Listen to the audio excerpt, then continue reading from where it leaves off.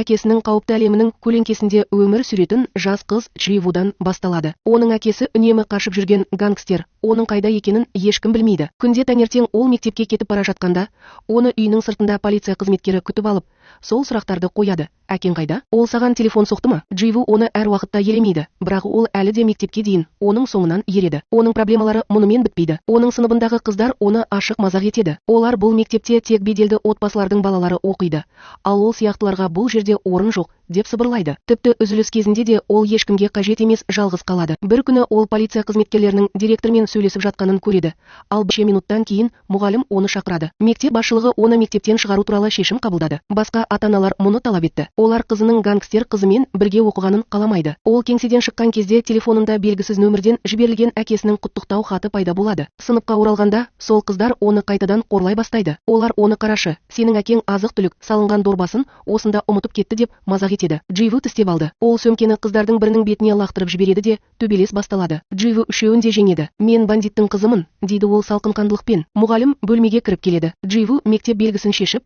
оны беріп кететінін хабарлайды. Сыртқа шыққаннан кейін ол ашуланып полиция қызметкерінің көлігін қағып қашып кетеді. Ол оның артынан қуып, дәл осы жерде тоқта деп айқайлайды. Бірақ Дживу әкесімен жиі баратын өзен жағасына қашып кетеді. Сол күні кешке ол үйге келгенде полиция қызметкері оны тағы да мазақ етеді. Сен әкеңмен кездескеннен кейін қайтып келдің бе? Дживу ештеңе демей өз пәтеріне кіреді. Есіктің сыртында ол әкесінен торт пен сыйлық тауып алады. Ол ашуланып, оларды бір жаққа лақтырып ішке кіреді. Әкесі оны қайта-қайта шақырады, бірақ ол жауап беруден бас тартады. Ақыры телефонды алады. Ол оны туған күнімен құттықтап, келе алмағаны үшін кешірім сұрайды. Ол оған торт пен iPad қалдырғанын айтып, оқуының қалай жүріп жатқанын сұрайды. Дживу шыдай алмайды. Оған полицияның оны бір айдан бері бақылап жүргенін айтады. Мектептегі қыздар оны қорлап жатыр. Барлығы оны бандиттің қызы деп атайды. Әкесі шошып кетті. Неге бұл туралы маған бұрын айтпадың? Деп сұрайды ол. Ол сенің телефоның үнемі өшірулі екенін айтады. Мен сенімен қалай байланысуға болады? Және ол бәрін түзетемін деп уәде береді. Бірақ ашуланған Дживу оған, мен үшін сен өлген адам сияқтысың, дейді. Маған ешқашан жақындама. Оның сөздері оны жаншып тастайды. Ол телефонын қосып,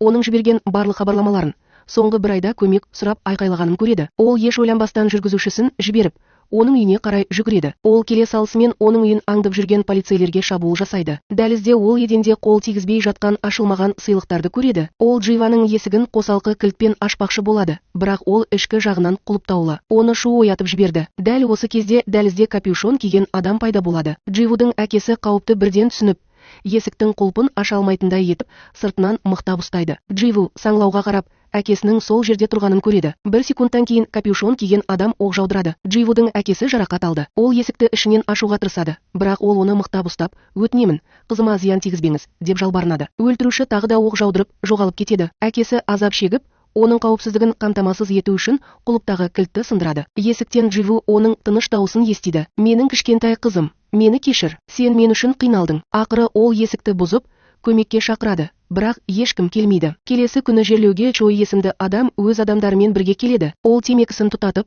оны темекі шегетін ыдысқа мұқият салып, құрмет көрсетеді. Дживу оның алдында бетпе-бет келеді. Сен менің әкемді не істедің? Ол неге бұлай өлді? Оған мұны кім жасады? Чой үнсіз жауап береді. Сенің әкең менің ең жақын досым, ағам еді. Ол жақсы адам еді. Ол ештеңе түсіндірмей кетіп қалады. Бірнеше күннен кейін Дживу полиция бөлімшесіне барады. Ол әкесінің ісі неге тез жабылғанын сұрайды. Полиция қызметкері куәгерлер де, кісі өлтіру қаруы да жоқ деп жауап береді. Біз ештеңе таппадық. Ол оған капюшон киген ер адамды бейнелейтін бейнебақылау камерасының жазбасын көрсетеді. Бұл кісі өлтіруші. Неге оны ұстамайсың? Полицей иығын көтеріп, мен сенен бұл туралы бір ай бойы сұрадым, дейді. Егер сен маған әкең туралы ертерек айтсаң, біз оны ұстап алар едік. Адамдар себепсіз өлтірмейді. Оны іштей өртеп жіберген осы оймен Дживу үлкен қорапты алып, әкесінің бастығы Чойға барады. Ол оны ғимаратқа кіруге шақырады. Дживу қорапты алдына қойып, қауіпсіздік камерасына басып, шығарылған суретті көрсетеді. Бұл менің әкемнің өлтірушісі, сенің досыңның өлтірушісі, дейді ол. Чой оған қарап, егер мен оны тауып алсам, сен не істейсің, деп сұрайды. Дживу салқын түрде, мен оны өзім өлтіремін, деп жауап береді. Чой қалай өлтіруді білетінін сұрайды. Сосын оған пышақ беріп, мені кесіп таста, дейді. Сенің әкеңді өлтірген мен болдым деп ойла. Бірақ Дживу мұны істей алмайды. Оның қолдары дірілдеп тұр. Ол орнында қатып қалады. Чой оның жүрегін құлағының астынан қағып, адамдарына оны сыртқа шығаруды бұйырады. Дживу қорабын алып кетіп қалады. Сол түні өлтіруші қайтып келеді. Бұл жолы Дживу оның жүзін анық көреді. Ол оның есігін қайта-қайта қағады, бірақ ол ашудан бас тартады.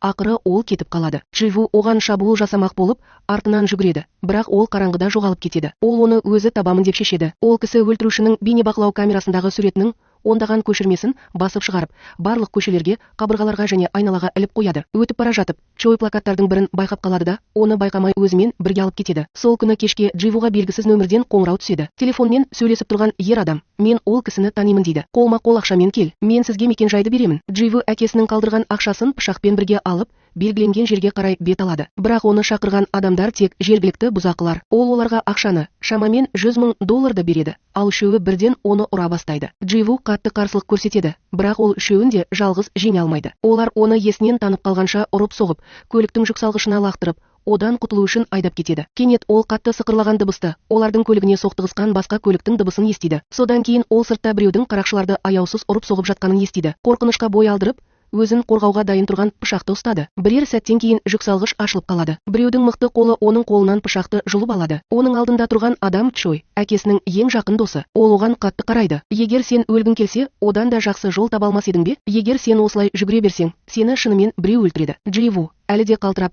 "Полиция ештеңе істемейді" деп жауап береді. "Сен ештеңе істемейсің. Мен шынымен ештеңе болмағандай өмір сүруім керек пе?" Чой оған жеңілген, бірақ шешімді адам кейпінде қарайды. "Егер сен оны өлтіргің келсе, алдымен өлтіруді үйренуің керек." Ол Дживуды өзінің жаттығу базасына, жер асты ғимаратына апарады. Онда ол жастарды жұмысқа алып, оларды ұрысқа үйретеді. Осы күнге дейін бірде-бір әйел ішкек емес. Дживу бірінші болады. Чой оны тапен таныстырады. Ол жаңа мүше, оған күресуді үйрет. Барлық ұлдар оған бірден қызығушылықпен және үкіммен қарай бастайды. Бір жас жігіт оны бөлмесіне ертіп барады. "Бүгіннен бастап, сен бәрін өзің жасайсың. Сыпыру, кір жуу, ыдыс жуу. Мен бәрін жұмысқа алғаш келгенімде істедім", дейді ол. Сосын алыстағы ғимаратты нұсқайды. "Жаттығудан өткен соң, сол жерде жаттығасың." Ол оған сәттілік тілеп кетіп қалады. Дживу әкесінің күлін тас тақтаға абайлап қояды. Бірақ дүние ұзаққа бармайды. Жігіттер оны үй шаруасымен айналысуға мәжбүрлейді. Олардың бірі тіпті оған әсер ету үшін өзінің оғаш биін көрсетуге тырысады. Олар оған жамандық жасайды, оны үнемі мазақ етеді, және ол сабаққа қосылғысы келген сайын оған тосқауыл қояды. Олардың біреуі жаттығу кезінде оны тағы да мазақ етуге тырысқанда, ол оған қарсы тұрады. Төбелес басталады, бірақ жаттықтырушы кіріп,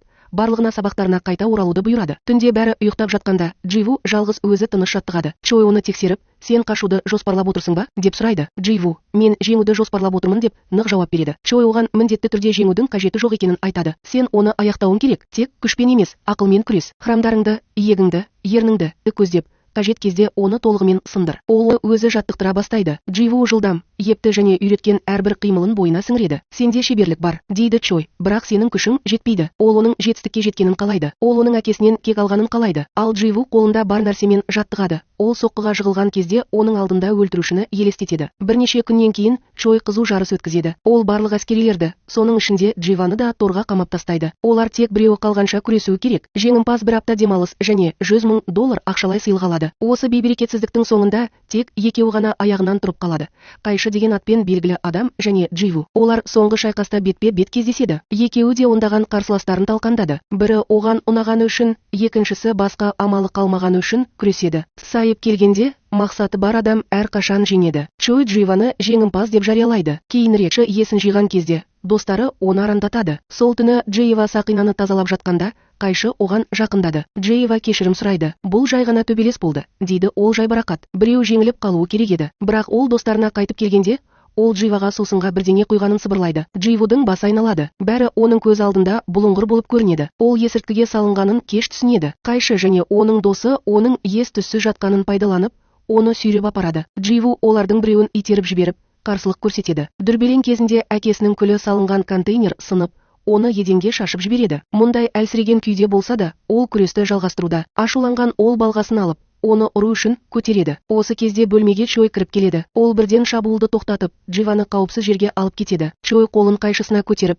сабырлы түрде айтшы деп сұрайды. "Енді сенің денеңнің қай бөлігі маған тиесілі болуы керек? Ал сенің бетің, сенің қолың, сенің аяғың?" Қорқып, Қайшы кешірім сұрап, "Мен сенің ең жақсы адамыңмын, Чой", дейді. "Өтінемін, мен саған адалмын, Чой. Бұл менің сені өлтірмеуімнің жалғыз себебі", деп жауап береді. "Сен менің адамымсың, мен оны осында өзім әкелдім. Сен оған тиіспеуің керек еді." Содан кейін ол пышақты көтеріп, оны Дживаның бетінен өткізіп, оның қателігін мәңгілікке еске түсіретін терең кесінді қалдырды. Дживу есін жиған кезде, ең алдымен әкесінің күлін қорапқа жинау керек. Ол шыдай алмай, қайғыдан дірілдеп тұр. Оған Чойдың сенімді адамы Теджу келеді. Егер сіз жылағыңыз келсе, оны тастап кеткеніңіз жөн. Бұл жерден кет. Вау, дейді ол, мен сенің әкеңді жақсы білетінмін. Ол сен сияқты қылмысты өмір сүру үшін туылған жоқ. Кейінірек Чой Джифті мейрамханада кездесуге шақырады. Ол оған бір нәрсені түсін деп айтады. Сен кеше түнде өлдің. Сен бүгін қайта туылдың. Ол револьверді үстелге қояды. Әкеңді осы тапаншамен өлтірді. Өлтіруші оны лақтырып жіберіп, қашып кетті. Бұл қару полиция бөліміне тиесілі. Бұл сіздің әкеңіздің өлтірушісі полиция қызметкері екенін білдіреді. Оны тауып өлтіріңіз. Содан кейін Дживу өзінің нақты жаттығуларын бастайды. Ол келесі 4 жылын жекпе-жек өнерін, төзімділікті,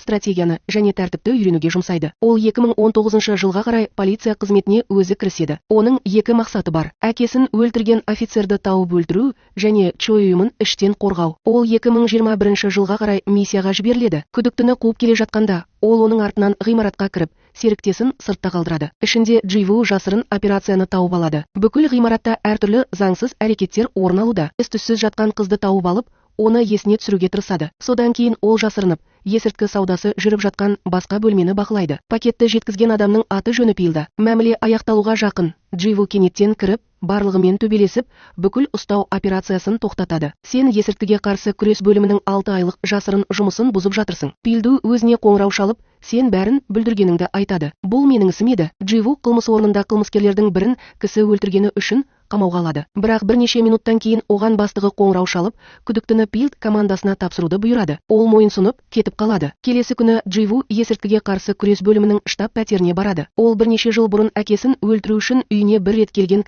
капитан Чамен кездеседі. Ол оны таниды, бірақ оған сенімді бола алмайды. Капитан оны кабинетіне апарады. Ол сен кеше түнде тапсырманы орындадың және оны тиісті дәлелдерсіз орындадың дейді. Дживу, маған бұл адамды ұстауға мүмкіндік бер, деп жауап береді. Мен оны мойындауға мәжбүрлеймін. Ол одан 2 рет, неге менің командама қосылғың келеді, деп сұрайды. Ол үндемей отыра береді. Сосын басын изеп, біздің командаға қош келдіңіз дейді. Сол күні кешке Дживу Чоймен кездесу үшін мотоциклмен келе жатыр. Ол оның полициядағы жұмысының қалай жүріп жатқанын сұрайды. Дживу, мен есірткіге қарсы күрес бөліміне ауысамын, деп жауап береді. Мен сол жерден тапаншаның ізін таба аламын. Мен капитан Чадан күдіктенемін. Чой мына ғимаратқа қарашы дейді. Сенің әкең осыдан 10 жыл бұрын менің өмірімді осында сақтап қалды. Менің үстелімдегі сурет осы жерде түсірілген. Ол оған пышақ беріп жатыр. Менің досымды өлтірген адамды тауып, оны өлтіріңіз. Учаскеге оралғаннан кейін полиция қызметкерлері Дживаны тұтқындаған күдіктіден жауап алуда. Ол нарыққа Мангу есімді адамның бақылауындағы есірткінің жаңа партиясы келгенін айтады. Пилду ақпарат берушіге қоңырау шалып, Манганы табуын сұрайды. Сол кезде Пилду дәлізде Дживаны көріп,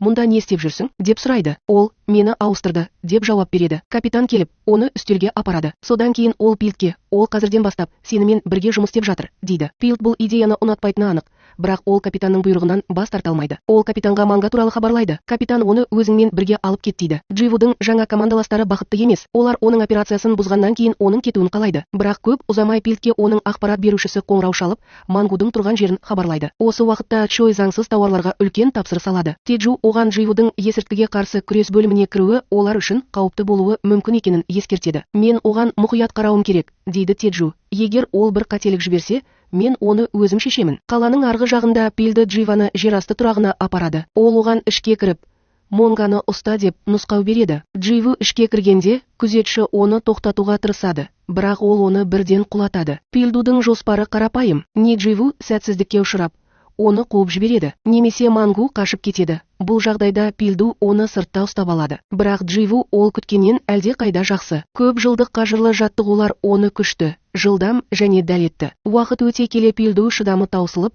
ғимаратқа кіреді. Оның көргені отан қалдырады. Дживу Манганы қоса алғанда барлығын жеңіп үлгерді және оның қашып кетуіне жол бермеді. Пилду кіріп, Мангадан тауарлардың қайда екенін сұрайды. Мангу мұнда ештеңе жоқ екенін айтады. Жақын жерде құмар ойнап жүрген бір топ ер адам полиция рейтінің жүріп жатқанына сеніп, жеке куәліктерін алып шығып, үрейленеді. Мангу Пилдке, бауырым, сен неге бизнесті бұзып жатырсың, дейді. Мен саған айттым ғой, мұнда ештеңе жоқ.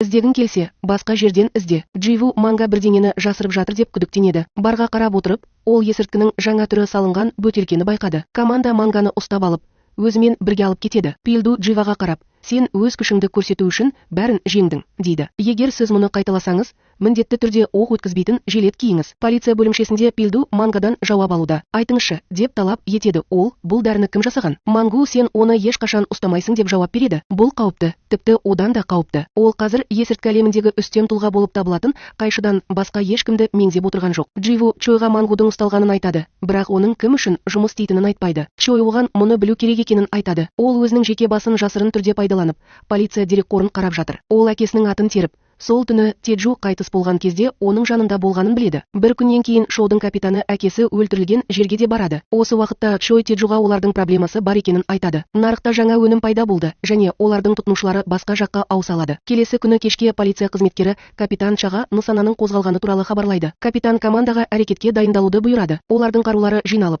бекітілді және барлық офицерлер брифинг бөлмесіне жиналды. Ақпараттың ағып кетуіне жол бермеу үшін олардың телефондарын тартып алды. Шоу капитаны бүгін кешке біздің мақсатымыз Чой екенін хабарлайды. Оның бөлімшесі осы елде айналымда жүрген есірткінің 90%-ын бақылайды. Ол өз жоспарын түсіндіріп жатыр. Негізгі зауыт үлкен жүк көлігінің ішінде орналасқан. Чой оған 50 минутта жетеді. Есірткіге қарсы күрес басқармасы кемеге кіріп кетеді. Ал қалған офицерлер оны жауып тастайды. Олар жолға шығады. Экипаж бірден Чойдың келуін күтіп, жақын маңдағы кемеде позицияларды алады. Чой жақында бәсекелесінен тартып алған зауытқа кіреді. Капитан Ча командасына ішке көшуді бұйырады. Дживу қорқынышқа толы. Ол Чойдың ұсталуына жол бере алмайды, бірақ оның телефоны да ескертуге мүмкіндігі де жоқ. Офицерлер кеменің айналасына тарап кетті. Дживу Чойды байқап, полицияның жақын жерде екенін байқамай белгі береді. Осы уақытта Чойдың адамдары оқиға болған жерді жазып жатқан Пилдуды тауып алып, оған шабуыл жасайды. Олар оның камерасын жоюға тырысады. Пилду ақыры Чойға жетіп, оны қаруымен нысанаға алады. Қолыңды көтер, деп бұйырады ол. Кенет кемеге оқтың жаңғырығы естілді. Жарық сөнді. Чой қойманы өртеп, полицияның айғақтарды жинауына жол бермеу үшін бүкіл зауытты қиратады. Түтіннің арасынан қашып бара жатып, Дживаны көреді. Ол оны атпайды. Чой мен Теджу суға секіреді. Бүкіл есірткі бөлімі құр қол қайтады. Тергеу барысында полиция қызметкерлері ішінен 2 оқ атылғанын анықтады. Дживу оқиға орнына әкесі өлтірілген револьверді жайбарақат қойып, капитан Чаға, мен мұны осы жерден таптым, дейді. Біреу сериялық нөмірді өшірмек болды. Осы кезде Чой ашуланып жасырынған жеріне кіріп кетеді. Оның айтуынша, капитан Ча менің артымнан келе жатыр. Теджу Дживадан неге бізге ескертпедің деп сұрайды, бірақ Чой ештеңе демей кетіп қалады. Капитан Чадан басқа офицер қоңырау шалады. Біз командамыздың қаруын тексердік. Ешқайсымыз оқ атқан жоқпыз. Дживу көлігіне отырып, жасырын телефонын алып, Чойға қоңырау шалады. Бірақ ашуланған және берілген Чой оның қоңырауын елемейді. Полиция бөлімшесіне оралғанша әр офицердің қаруын тексереді. Олардың ешқайсында атыс іздері табылған жоқ. Кешкі ас үстінде Дживу Пилдадан Чойды ұстауға неге сонша құмар екенін сұрайды. Пилду өзінің ең ірі есірткі жеткізушілердің бірі екенін түсіндіреді. Ол жақында біздің агенттердің бірін өлтірді. Біз оны ұстауымыз керек. Олардың үстеліне тағы бір офицер қосылды. Дживу шетке шығып, Чойға жасырын түрде қайта қоңырау шалады. Мен рейд туралы алдын ала білмедім, дейді ол оған. Бірақ бұл өте маңызды болды. Мұқият тыңдаңыз. Сіздің қонақ үйіңізде 3 жасырын камера бар. Олар сіздің барлық қозғалыстарыңызды қадағалап, ақпаратты есірткіге қарсы күрес бөліміне жібереді. Ол оны ескертудің басқа амалы жоқ екенін, бірақ оны шатастырып алу үшін оқ атудан басқа амалы жоқ екенін түсіндіреді. Чой барлық жасырын камераларды бірден өшіреді. Учаскедегі полиция қызметкерлері ақауды анықтап, олардың кіру мүмкіндігін жоғалтқанын хабарлады. Капитан Ча бірінен соң бірі сәтсіздікке ұшырап, одан сайын үмітсіздікке ұшырайды. Осы уақытта қайшы мен оның серіктесі кек алу үшін өз адамдарын жинап, баспаналарын тастап кетеді. Олар бір кездері 5 жыл бұрын жаттығу жасаған жаттығу залына тура барады. Бұл жаттығу залы Чойға тиесілі. Пышақпен қаруланған олар ішіндегілердің бәріне шабуыл жасайды. 9 ұл жараланды. Кейбіреулерінің жағдайы ауыр. Теджу да сонда. Қайшы оны өлтірмеді, бірақ оның қолын сындырып, тірі қалдырды. Дәл осыдан бірнеше жыл бұрын болған сияқты. Сол күні кешке капитан Ча кабинетінен шығып бара жатқанда, оның артынан біреу келді. Капитан ер адаммен жасырын кездесіп, оған тапаншаның сериялық нөмірін айтады. Зертхана жойылған нөмірді сәтті қалпына келтірді. Бірнеше минуттан кейін Чойдың жаттығу залына көптеген полиция қызметкерлері келеді. Бірнеше адам қаза тапты. Басқалары ауыр жарақат алды. Дживу жараланған Теджуды жедел жәрдемге апарады. Теджудың жарақатын көрген Дживу Пилдадан Чойдың да өлтірілгенін сұрайды. Чой да сонда болды ма? Пилду жоқ деп жауап береді. Ол оқиға орнына жақын емес еді. Тергеу барысында полицейлер есірткіні жаттығу залынан тапты. Олар айналаны тінтуде, бейнебақылау камераларының жазбаларын тексеруде, бірақ пайдалы ештеңе таппады. Осы уақытта Чой шабуылда қаза тапқан адамдарды еске алу үшін мемориалға барады. Дживу да оны шығарып салғысы келіп, сол жерге келеді. Бірақ капитан Ча мен Пилду жақындап келе жатқанын көргенде, ол тез арада дулғасының артына бетін жасырады. Екі адам да құрмет көрсету үшін сонда болды. Теджу Пилданы тоқтатып, ішке бір адамға ғана рұқсат етілгенін айтады. Капитан ішке кіріп, Чоймен бетпе-бет келеді. Чойдың адамдары оны бірден қоршап алады. Капитанша, иттің өмірі оның иесіне байланысты деген сөз бар дейді. Егер иесі жақсы болса, ит те жайлы өмір сүреді. Егер иесі жаман болса, ит көшеде өледі, деп жауап береді Чой. Егер сен полиция қызметкері болмасаң, мені тістеп көрер едің. Иә, сен бүгін жеңдің. Сен мені ешқашан ұстай алмайсың. Капитан кеткеннен кейін Чой өз адамдарына хабарласып, айтар сөздері болса, олармен тікелей байланысуын сұрайды. Басқа жерде қайшы мен оның серіктесі Чойдың жаттығу залына жасаған шабуылын тойлап жатыр. Олар Дживу есімді жаратылыс және оның бірнеше жыл бұрын қалай жоғалып кеткені туралы айтып жатыр. Олар бұл жолы оны тауып, оны аяқтауға ант береді. Полиция бөлімшесінде Пилдудың серіктесі оған көліктің бақылау камерасымен түсірілген суретті көрсетеді. Чойдың жаттығу залында қайшымен адамдарды өлтірген адам бейнеленген. Дживу оны бірден таниды, бірақ ештеңе айтпайды. Полиция Чойдың әрекет етуін күтіп отыр. Чой да кек алуға дайындалып жатыр. Ол әрекет етпесе, бандасының ыдырайтынын біледі. Сонда капитанша, манганы жібер, дейді. Чойдың ары қарай не істейтінін көрейік. Дживу қарсылық білдіреді. Егер екі топ соқтығысса, көптеген адамдар өледі. Капитанша салқын жауап береді. Егер жаман адамдар өлсе, бұл маңызды емес. Дживу Чойға жасырын түрде SMS арқылы ескертеді. Манго босатылды. Бұл тұзақ. Ол Тайджуға телефон соғып, банданың барлық мүшелерін дереу шақырып алуын өтінеді. Оның айтуынша, капитан мені ақымақ деп ойлайды, бірақ бұл шын мәнінде ол. Капитанша өз командасына жақсы жаңалығы бар екенін айтады. Олардың бір адамы бізге қосылғалы жатыр. Егер бұл орын алса, Чойдың бандасы іштен бөлініп кетеді. Дживу бірден Чойға тағы бір хабарлама жіберіп, мотоциклімен кетіп қалады. Осы уақытта Теджу клиентпен кездесуден қайтып келеді. Оның көлігінде таблеткалар салынған конверт және баспалдақтың кішкентай белгісі бар. Ол да лақтырылғанын білмейді. Оны жақтаңыз. Дживу капитан қарап тұрған жерге жетеді. Оның көзі көшенің қарама-қарсы жағындағы ғимаратқа қадалады. Біреу алыстан суретке түсіп жатыр. Ол не болып жатқанын көру үшін ғимаратқа қарай бет алады. Дәл осы сәтте Теджу көлікпен келе жатып, көлігінен шықпай тұрып қалады. Дживу капитанды кім суретке түсіріп жатқанын және оны кім қарсы алғанын көру үшін қарама-қарсы ғимаратқа көтеріледі. Кенеттен Пилду пайда болады. Оны көріп, қашып кетуге тырысады. Қысқа күрестен кейін ол қашып үлгереді. Тағы да капитанның жанынан өтіп бара жатып, Теджудің оған жақындап келе жатқанын көреді. Бұл капитанның өз командасындағы сатқынды анықтау үшін жасаған тұзағы екенін растайды. Кейінірек Пилду суреттерді капитан Чаға көрсетеді. Капитан біздің арамызда Чойға берілген біреу бар деген қорытындыға келеді. Ол келгеннен бері біздің операцияларымыз сәтсіз аяқталды. Мен Дживадан күдіктенемін. Үйге келген соң, Дживу бірден Чойға Теджудің кездесу орнында екенін хабарлайды. Бірнеше минуттан кейін Теджу келіп, клиентімен кездесудің жақсы өткенін айтады. Бірақ Чой енді оған сенбейді. Ол оған кетуді бұйырады. Теджудің көлігінен табылған хатта қайшының қайда екенін білгіңіз келсе, төмендегі мекенжайға келіңіз деп жазылған. Бұл шоу ұйымдастырған және Чойдың жеке ұйымы ретінде жасырылған жеткізу қызметі арқылы жіберілген тұзақ болды. Келесі күні Дживу револьвердің бөлшектерін іздеуге шығады. Ол оның сериялық нөмірін тауып алады, бірақ оның кімге берілгенін білмейді. Тағы біраз қазып болған соң, ақыры офицердің атын табады. Ол капитан сондықтан Чан Су кім екенін сұрайды. Оған мылтық берілді. Ол Чой берген қанжардың үстінде қолын ұстап тұр. Егер ол кездейсоқ қарудың өзінікі екенін айтса, Чаны өлтіруге дайын. Чан Су менің командамның бір бөлігі болғанын айтады. Ол бізге қосылған бірінші аптада қайтыс болды. Чой оны өлтірді. Дживу шошып кетті. Қазір барлық дәлелдер Чойды көрсетеді. Ол Чоймен бетпе-бет келіп, Чан Су туралы тікелей сұрайды. Чой бәрін жоққа шығарады. Ол капитанның өтірікші екенін айтады. Оған ешқашан сенбе. Біз вокзалға қайтып келе жатқанда, Пилду оны кешкі асқа шақырады. Ол жұмысым деп бас тартады. Ол оны жасырын бақылап отыр. Ол бір жерден екінші жерге барып, адамдардан қайшы мен манго туралы сұрайды. Содан кейін ол ғимараттың жертөлесіне кіреді. Пилду үнсіз көлігіне мініп, жүргізуші орындығына отырады. Ол оған қарап, сұрайды. Пилду, мұнда не істеп жүрсің? Деп сұрайды. Дживу, мен манго мен қайшы туралы ақпарат табуға тырысамын, деп жауап береді. Дәл осы сәтте олар жақын маңдағы мангоны байқайды. Пилду мен сенімен бірге келе жатырмын дейді. Олар мангу көлігін қуа бастайды. Осы уақытта Чой кешкі асқа өзінің сүйікті мейрамханасына барады. Мангу қараусыз қалған зауыт бағытында келе жатыр. Дживу мен Пилду оның артына көлік қойып,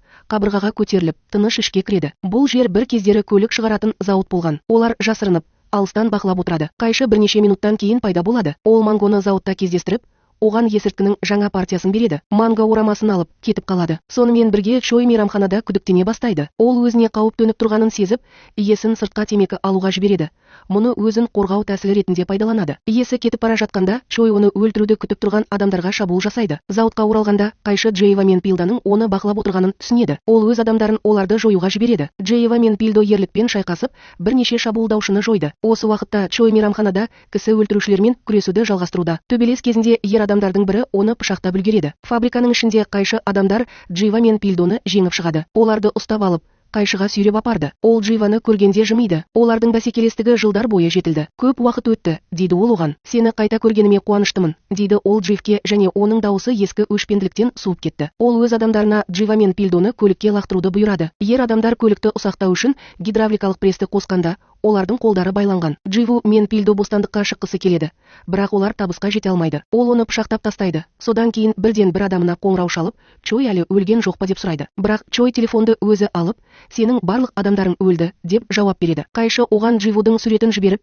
тезірек кел, оны құтқар, әйтпесе оның мәйітін ғана табасың деп ескертеді. Баспасөз төмен түсіп, металл стылдай бастағанда, Чой кенеттен көлігімен зауыттың электр панеліне соғылады. Ұшқындар жарылып жатыр. Электр қуаты өшіп қалды. Баспасөз тоқтайды. Дживу алыстан полиция сиреналарының жаңғырығы естілген сәтте көліктен түсіп қалады. Чой жоғалып кетеді. Полиция Джива мен Пилданы құтқарады. Дживу есінен танып қалады. Оның аяғы пышақталып, қан жоғалтудан есінен танып қалады. Кейінірек Теджу Чоймен кездесіп, неге мені өзіңмен бірге алып кетпедің, деп сұрайды. Чой оның тамағынан ұстап тұр. Мен саған сене аламын ба? Теджу жауап бере алмайды. Ауруханада капитан Шоу Пилдаға бұйрықсыз әрекет еткені үшін ашуланды. Пилду Дживадан қайшы туралы сұрай береді. Осы уақытта Теджу Манганы ұстап алып, оны төңкеріп біліп, қайшы туралы сұрайды. Мангу олардың қайда екенін білмеймін деп мәлімдейді. Полиция басқа адамдардан да жауап алып, оларды ұрып, соғып, жауап талап етті. Бірақ қайшының қайда жасырылғанын ешкім білмеді. Теджу Чойға қайта оралып, кешіріңіз, бастық, бірақ мен оларды таба алмадым, дейді. Чой, ұмыт деп жауап береді. Мен саған кәдімгі ас әзірлеймін. Әлі сауығып келе жатқан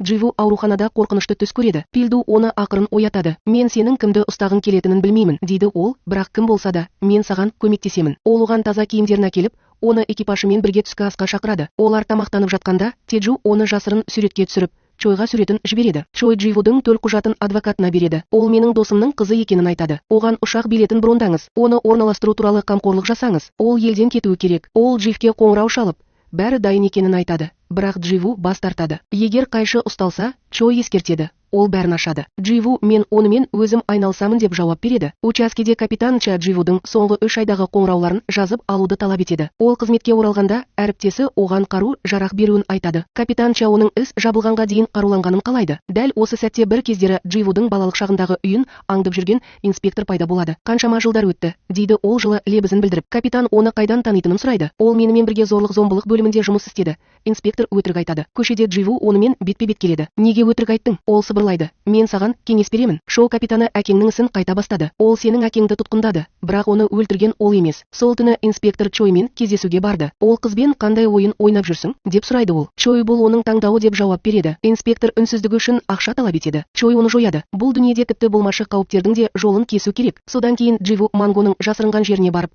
оны тауып алады. Ол Чойға жаттығу залында шабуыл кезінде қайшымен жұмыс істегенін айтамын деп қорқытады. Манга өтінемін. Ол ақпарат талап етеді. Содан кейін ол Чойға қоңырау шалып, елден кетуге дайындалып жатқанын айтады. Осы кезде қайшы капитан Чаны шақырады. Егер сен Чойды ұстағың келсе, мен саған көмектесемін, бірақ оның орнына сен менің жоғалып кетуіме рұқсат беруің керек. Чой бұл келісім туралы Теджуға айтады. Теджу шошып кетеді. Егер ол оларға бірдеңе айтса, бұл біздің соңымыз. Чой мен оған сенемін деп жауап береді. Ол Теджуға осында қал дейді. Егер маған бірдеңе болса, оны біреу өз мойнына алуы керек. Қайшылар адамдармен кездесуге барады. Полиция қазірдің өзінде жақын жерде жасырынып жатыр. Біраз уақыттан кейін Чой өз адамдарымен бірге пайда болады. Қайшы қобалжып, капитан Чаға үнемі қоңырау шалады, бірақ ол жауап бермейді. Чой көлігінен түседі. Бізбен амандаспайсың ба, дейді ол салқын қандылықпен. Қайшы адамдармен бірге көліктен түсіп, екі жақтың арасында қатты қақтығыс басталады. Полиция әдейі ұстамды. Олар хаосты тоқтатқысы келеді, бірақ оны тоқтатпайды. Тіпті өлімде оларды алда күтіп тұрғаннан гөрі жақсырақ болып көрінді. Қайшы мен Чой бір-біріне қатты жабысып қалды. Бұл бейберекетсіздікте Қайшы босап,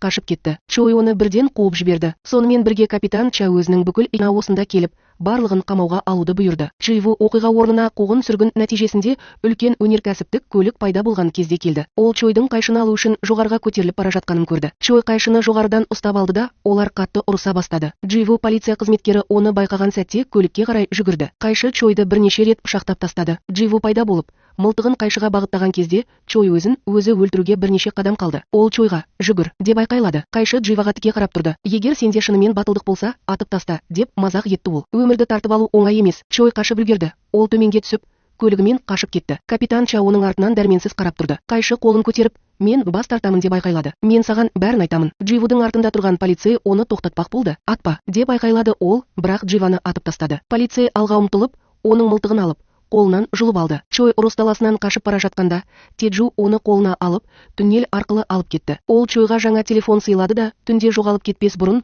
өз-өзіңді күт деп айтты. Дживу есеңгіреп, бірінші рет өз өмірін қиғанын түсінді. Пилду да сондай ренжіді. Ол қазір оны қандай зардаптар күтіп тұрғанын білмеді. Чой ғибадатханаға жетіп, есінен танып қалды. Монахтар оның жарасын емдеді. Дживу туралы уайымдаған Пилду үйіне қарай бет алды. Ол оған ақырын: «Уайымдама, мен өзімді жақсы сезінемін», деді. Ол: «Сен қайшыны өлтірдің бе?» деп сұрады. Деп сыбырлады ол. Ол мені есірткіге салып, ренжітпек болды. Ақыры ол әңгіме арасында ұйықтап қалды. Пилду үнсіз кетіп қалды. Чой есін жиды. Оны бағып отырған монах: «Мен сені енді көремін деп ешқашан ойламаппын», деді. «Енді демал». Капитан Ча барлық ауруханаларды мұқият тексеруді бұйырды. Чой бір жерде емделуі керек еді. Дәл осы сәтте Дживудың есігінен қоңырау соғылды. Ол сыртқа шығып, сол жерде жатқан сөмкені тапты. Ішінде әкесінің полиция формасындағы суреті бар екен. Ол жауап бермей тұрып, телефоны шырылдады. Чой қоңырау шалды. Ол оған мекен жайын айтып, тез арада келуін айтты. Дживу ғибадатханаға барып, Чоймен бетпе-бет келді. «Менің әкем полиция қызметкері болған ба?» Чой басын изеді. «Иә, ол офицер еді, бірақ ол бізбен бірге жұмыс істеді. Ол менің өмірімді сақтап қалды». Ол оны үйіне әкеліп, бәрін айтып берді. Әкесі туралы естеліктер, бірге өмір сүрген сәттері, оған қарыздары. «Дживу, неге маған бұрын айтпадың?» деп сұрады. Чой: «Мен сенің бұл туралы өзің білгеніңді қалаймын», деп жауап берді. Осы кезде Пилду Чойдың ізіне түсіп, ғибадатханаға келіп, монахқа Чойдың суретін көрсетті. Монах оны танымайтынын жоққа шығарды. Содан кейін Пилду тікелей капитан Чаға барды. Капитан жартылай мас болып, көңілі түсіп батып бара жатты. Оның Чойды қолға түсірмегені жеке сәтсіздік сияқты болды. «Біз оны ұстап аламыз», деп сендірді Пилду. Дәл осы сәтте Теджу Чойға телефон соқты. Чой оған капитан Чаны өлтіруді бұйырды. Ол Дживу мұны істей алмайтынына сенді. Теджу Чаның үйіне барып, ТВ камераларын өшірді. Пилду ештеңеден бейхабар мас капитанды жоғарыға шығарып салып, оған түнеуді ұсынды. «Жоқ», деді Ча, «үйге қайт, менде бәрі жақсы». Пилду кетіп қалды. Дживу бірнеше минуттан кейін ғимаратқа келіп, ішке кірді. Бірақ ол капитанға жүгірмес бұрын, Теджу оны бірнеше рет пышақтап, қашып кетті. Дживу есіктің тұтқасынан қан тауып, абайлап ішке кірді. Капитан Ча ауырып, үрейленіп, оны мылтықпен атып тастады. Оқ оның қолына тиді. Пилду атысты естіп, тоқтады. Дживу Чаны өлтіру үшін келген жоқ. Ол өз сұрақтарына жауап алғысы келді. «Менің әкем шынымен қалай қайтыс болды?» Ол сұрады. Ча шындықты түсінді. Сен сол полицейдің қызысың», деді ол. «Сенің әкең Чой бандасының мүшесі емес еді. Ол нағыз офицер еді. Сен неге Чойда жұмыс істейсің? Ол қауіпті». Полиция келді. Капитан Ча Дживке сөмкесін беріп, қашып кетуін айтты. Ол терезеден секіріп қашып кетті. Көлігіне отырып, сөмкесін ашты. Ішінде Чойға қарсы айғақтар жинағы болды. «Менің көзіме бір зат түсті. Чой әрқашан өзімен бірге алып жүретін оттық. Оның ішінде маяк жасырылған». Дживудың әкесі оған осы оттықты сыйға тартты. Чой мұны білгенде, ол бақылаусыз ашуланды. Сөмкеде Дживудың әкесі капитан Чаға жазған хаттары да болды. Онда ол қайтыс болған түні қызымен кездесетінін түсіндірді. Теджу сол түні көлік жүргізіп келе жатқанда Чойға телефон соқты. «Қайырлы түн». Чой өзі кетіп, Дживудың әкесін атып өлтірді. Пакетте әкесінің оған жазған тағы бір хаты бар еді. Дәл осы сәтте бұл аймаққа полиция мен фельдшерлер басып кірді. Дживу оны ешкім көрмей тұрып қашып кетті. Хатта «Мен сені әрқашан қорғағым келеді» деп жазылған. «Егер өмір қиындай түссе, өзіңді жоғалтып алғандай сезінсең, маған бұл туралы айтқаныңды қалаймын. Өтінемін, маған ешқашан қайғыңды менен жасырма. Егер сен бір кездері ғашық болып қалсаң, мен оның қандай адам екеніне алаңдаймын. Мен сенің балаларыңның өсіп келе жатқанын көргім келеді. Бірақ менің бұл армандарым тек арман болып қала береді. Ертең мен кетсем де, сен әлі де бақытты өмір сүруің керек. Жақсы өмір сүр. Мен сені жақсы көремін». Дживу шыдай алмайды. Ол Чойдың оған кек алудың неге соншалықты маңызды екенін айтқанын есіне алады. Ол кісі өлтірушінің полиция қызметкері екенін айтып, оны өлтіруге шақырған кезде оған берген тапаншасын, өтірігін, айла шарғысын есіне алады. Ол оған берген пышағын есіне алып, оны әкесінен кек алу үшін қолдануын талап етті. Чойдың оны қанша рет қолданғанын түсінген Дживу көлігінен түсіп, сатқындықтан шошып жылайды. Дживу бетіндегі кесілген жерді макияжбен жасырып, ауруханаға барады. Ол Пилдадан капитан Чаның жағдайын сұрайды. Пилду кеше түнде ренжігенін айтады. «Мен оны үйге апардым, бірақ кейін біреу оған шабуыл жасады. Менің ойымша, Чой мұны алдын ала жоспарлаған». Дәрігер келіп, операцияның сәтті өткенін айтады. Капитан аман қалды. Теджу Чойға қоңырау шалып, капитан Чаның әлі тірі екенін хабарлайды. Чой капитан сауығып кетсе, бәрі күлге айналуы мүмкін екенін біледі. Келесі күні таңертең Чойға Дживу телефон соғады. Ол сені полиция іздеп жатқанын ескертеді. Сыртқа шығу қауіпсіз емес, бірақ ескертуді елемей кетпекші болады. Дживу үйінен шығып бара жатқанда, 3 ер адам оны тұтқиылдан ұстап, жуынатын бөлмеге сүйреп апарып, өлтірмекші болады. Бірақ ол қатты қарсылық көрсетіп, үшеуін де өлтіреді. Теджу келіп, «Біздің сатқынның қызы болғандықтан, сен бізге әкеңді өлтірдік деп айқайлап келдің», дейді. Дживу оған қатты қарайды. «Сен менің әкемді өлтірдің». Теджу Чой сатқындарды өз қолымен өлтіріп жатыр, деп жауап береді. Ол олардың соңғы демін тыңдайды. Дживу мен Теджу тез, қатыгездікпен, тең дәрежеде күреседі. Бірақ соңында Дживу оны өлтіреді. Ол қайтыс болғанда, Теджу, сен Чой сияқты құбыжыққа айналдың деп сыбырлайды. Полиция бөлімшесінде офицер Чойдың тұрған жерін хабарлайды. Бірақ ешкім қозғала алмай тұрып, Чойдың өзі учаскеге кіріп тапсырылады. Пилду бірден Дживке телефон соғып, оның учаскеге келуін сұрайды. Пилду тікелей Чойдан, бұл кісі өлтірулерді сен жасадың ба, деп сұрайды. Чой сабырлы түрде, бұл дүниеде адамдардың екі түрі бар, өлтірушілер мен өлтірілгендер, деп жауап береді. Не өлтір, Пилду, сен өзіңді өлтірушімін деп ойлайсың, деп жауап береді. Сен қателесесің. Чой жымиды. Енді сен маған ненің дұрыс, ненің бұрыс екенін үйретесің бе? Көп ұзамай Чойдың адвокаты келеді.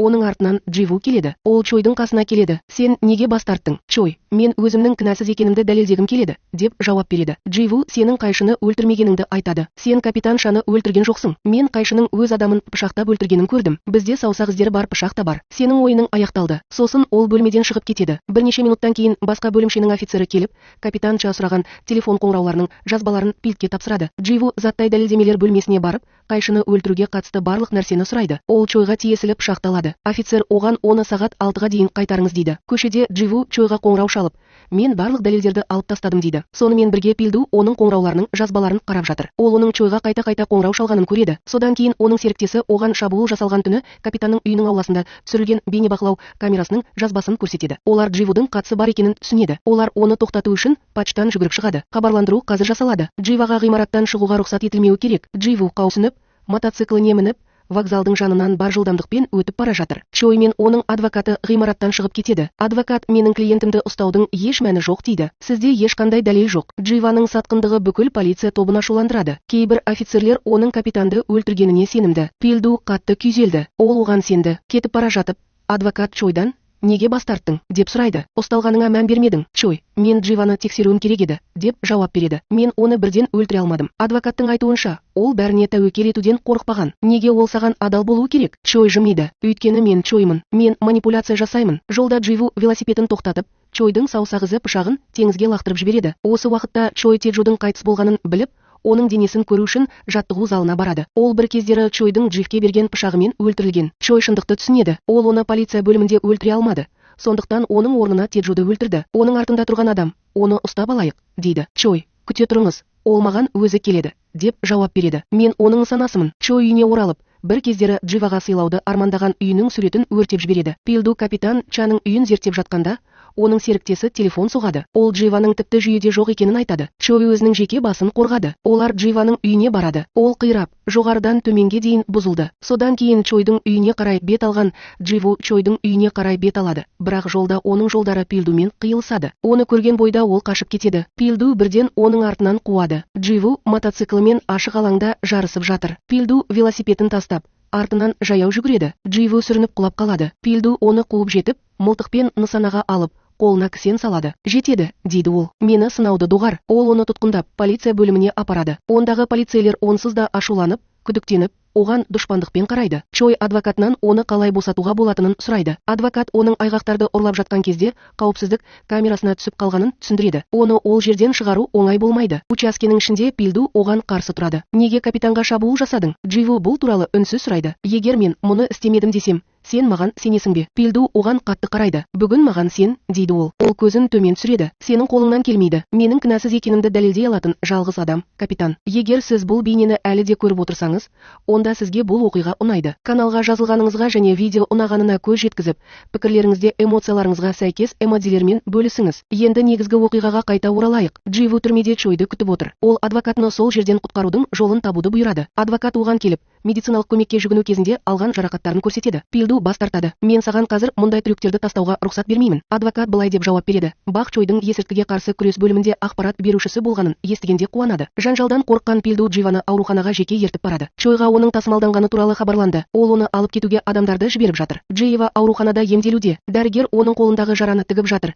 Капитан Ча оны атып жатқанда дәл осындай жараны алған. Дәрігерге көмектесіп жатқан медбике таныс жүз. Бір кездері Дживу есірткі операциясы кезінде ес-түссіз жатқан ғимараттан тауып алған әйел. Медбике де Дживаны таныды. Пилду капитанға қонаққа барғанда, Ча ақыры шындықты айтады. Маған Дживу емес, Чой шабуыл жасады. Ол 5 жыл бұрын әкесін өлтірген. Оның әкесі жасырын агент болған. Осы уақытта Джив оның кісенін шешіп үлгерді. Медбике оны көреді, бірақ ешкімге ескертудің орнына ол үнсіз Дживаға көлігінің кілтін беріп, басқа есіктен кет деп сыбырлайды. Дживу тайып кетуге тырысады, бірақ полиция қызметкерлері ішке кіреді. Төбелес басталады. Ол олардың бәрін құлатып, қашып кетеді. Дәрігердің формасын киіп, тұраққа жетеді. Пильдо мен бірнеше полиция қызметкерлері пайда болады, бірақ олар оны ұстап үлгермей жатып, оны ұстап алу үшін Чойдың қаскүнемдері келеді. Дживу мен Пильдо олармен күресіп, көлікті ұрлап, үлкен жылдамдықпен кетіп қалады. Қаскүнемдер қуып жетеді, бірақ соңында Дживу мен Пильдо олардың ізін жоғалтып, қашып кетеді. Олар аман қалғандарын растау үшін Чойға телефон соғады. Түн түсіп жатыр. Пильдо көлікті теңіз жағасындағы үйдің жанына тоқтатады. Ол Дживаның кісенін шешіп,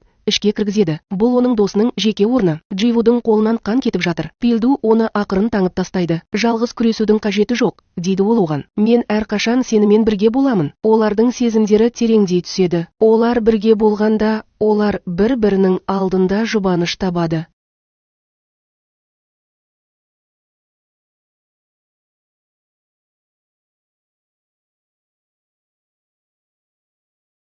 Осы уақытта Чой өз үйінде жалғыз отырып, мен ешқашан ешкімге опасыздық жасаған емеспін, деп ашы сыбырлайды. Неге бәрі маған опасыздық жасайды? Оның адвокаты оны ескерту үшін шұғыл түрде келеді. Капитан оянды. Ол қамауға алу ордерімен келеді. Сен қашуың керек. Чой мылтығын алып жатыр. Мен оны сол жолда құтқарған күннен бастап, оның өмірі менікі болды. Не мен өлемін, не ол өледі. Адвокат шошып қашып кетеді. Келесі күні таңертең Дживу мен Пильдо учаскеге барады. Пильдо оған жымиды. Осы оқиғадан кейін сіз барлық жерде танымал боласыз. Мен дайынмын, дейді Дживу ақырын. Кенеттен Чой пайда болады. Ол атып тастайды. Пильдо жарақат алды. Чой жоғалып кетеді. Дживу Пильдоның құлап бара жатқанын бақылайды. Оның бүкіл әлемі ыдырап жатыр. Ол әкесі қайтыс болғаннан бері сенетін жалғыз адам болды. Жылап, дірілдеп, Пильдоның мылтығын алып кетіп қалды. Чой одан бәрін тартып алды. Тағы да ол тікелей Чойдың бекіністі ғимаратына қарай бет алды. Қақпаны аш. Ол күзетшілерді басқарады. Ішке кіргенде, ол дәліздерді бұзып өтеді. Қатты төбелес басталады. Дживу Чойдың барлық өлтірушілермен бетпе-бет келеді. Ол жараланған, шаршаған.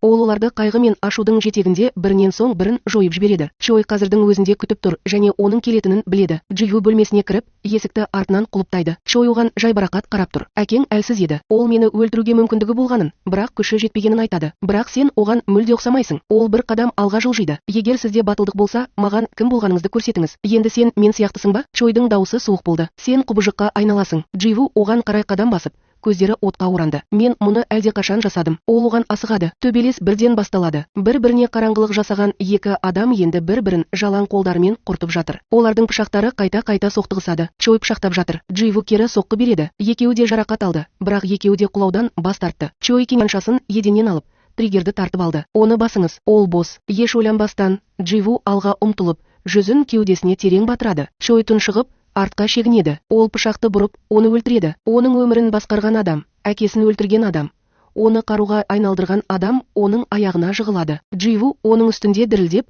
қанға боялған, бірақ сынбаған күйде тұр. Ол жалғыз өзі оның бүкіл империясын жойды. Содан кейін ол бұрылып, ғимараттан үнсіз шығып кетеді. Дживу өмір бойы азап шеккен. Ол әкесінің беделіне байланысты шеттетілді. Содан кейін ол одан айырылды. Ол көптеген жылдар бойы жауынгерлік дайындықта көп азапты бастан өткерді. Ол ешкімі жоқ әлемде аман қалуды үйренді. Ол ақыры өзі жақсы көретін Пильданы тапты, тек оны да жоғалтып алды. Бірте-бірте оның адамгершілігінің әрбір бөлшегі кесілді. Ақыр соңында Дживу жай ғана қиналған жоқ. Ол құбыжық болғанға дейін оны өлтірген әлемде аман қалды. Бұл оқиғаны менімен бірге көргеніңіз үшін рахмет. Егер сіз тағы бір қараңғы құпияны білгіңіз келсе, сол жақтағы бейнені басыңыз. Ал егер сіздің жүрегіңіз нәзік және романтикалық нәрсені аңсаса, оң жақтағы бейне сізді күтіп тұр. Мен сізді келесі шолуда көремін. Онда басқа оқиға басталады.